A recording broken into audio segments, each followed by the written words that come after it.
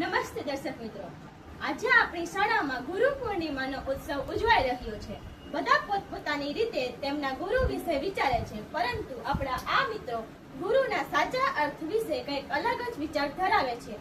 તો ચાલો શાળાના રિસેસ દરમિયાનના સમયે થતી વાતચીતને નાટક સ્વરૂપે નિહાળીએ.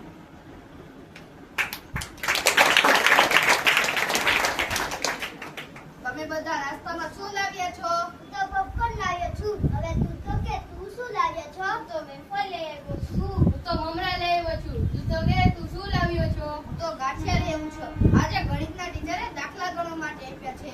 એ તો હું ઘરે જઈને ગૂગલમાંથી જોઈને ગણી લઈશ. અને પહેલા ગુરુ વિના ધર્મવિદ્યા શીખી હતી એમ હું પણ શીખી લઈશ. અને આજના જમાનામાં એ આપણો સાચો ગુરુ છે. અરે એકલવ્યએ તો ગુરુ દ્રોણની મૂર્તિ બનાવીને તેમને મનથી ગુરુ માન્યા હતા અને એકાગ્રતાથી શીખ્યો હતો. અને તું તો મોબાઈલમાંથી જ ભણે છે અને દાખલા પણ તેમાંથી જ કોપી કરી નાખે છે. તારી આ ડિજિટલ દુનિયાથી બહાર તો અમીર સાચું જ્ઞાન તો પુસ્તકમાં જ છે. હું તો બધું ગોખી લઉં છું, એટલે તો જો મને સારા માર્ક્સ આવે છે.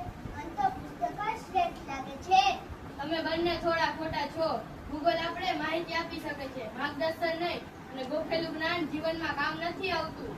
તારા મતે સાચા ગુરુ કોણ છે? મારા મતે સાચા ગુરુ તો પુસ્તક જ છે. એમાંથી આપણે જ્ઞાન પ્રાપ્ત થાય છે. નાના સાચા ગુરુ ગૂગલ જ છે. નાના સાચા ગુરુ તો પુસ્તક જ છે. નાના સાચા ગુરુ ગૂગલ જ છે. તમે બંને ઝઘડવાનું બંધ કરો. આપણે આપણા શાળાના ટીચરને જ મળીએ અને તેને જ પૂછીએ કે ખરેખર સાચા ગુરુ કોણ છે. પ્રણામ ટીચર. પ્રણામ.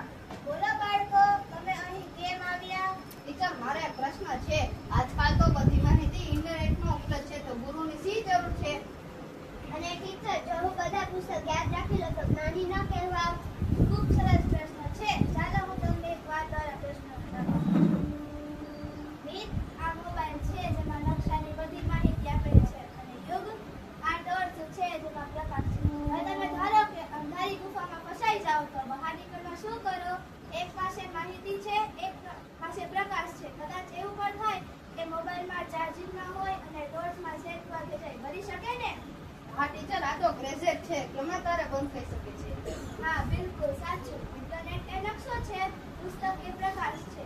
દરેક વખતે આપણી પાસે ઇન્ટરનેટ હોય તેવું જરૂરી નથી અને પુસ્તક હોય તેવું પણ જરૂર નથી. તે બધી વસ્તુનો સાચો ઉપયોગ કેવી રીતે કરવો તે તો આપણને ગુરુ જ શીખવાડે છે ને. ગુરુ આપણને ભણાવતા જ નથી, પણ જીવન જીવવાની સાચી દિશા બતાવે છે. હા ગુરુજી, હા હવે મને સમજાઈ ગયું કે ગૂગલ આપણે માહિતી આપી શકે છે, સમજણ તો ગુરુ જ આપી શકે છે. એટલે જ તો કહ્યું છે ને કે ગુરુ એટલે અંધકાર અને રૂ એટલે પ્રકાશ. જે આપણે અજ્ઞાનના અંધકારમાંથી જ્ઞાનના પ્રકાશ તરફ લઈ જાય છે, તે જ તો સાચા ગુરુ છે. ગુરુજી, આજે અમને ગુરુ પૂર્ણિમાનો સાચો અર્થ સમજાઈ ગયો છે. સદા ખુશ રહો બાળકો.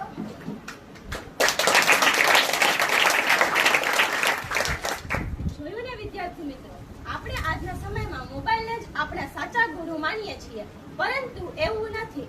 મોબાઈલ કે પુસ્તક આપણને માહિતી આપે છે, તેને સમજવા માટે એક સાચા ગુરુની જરૂર પડે છે.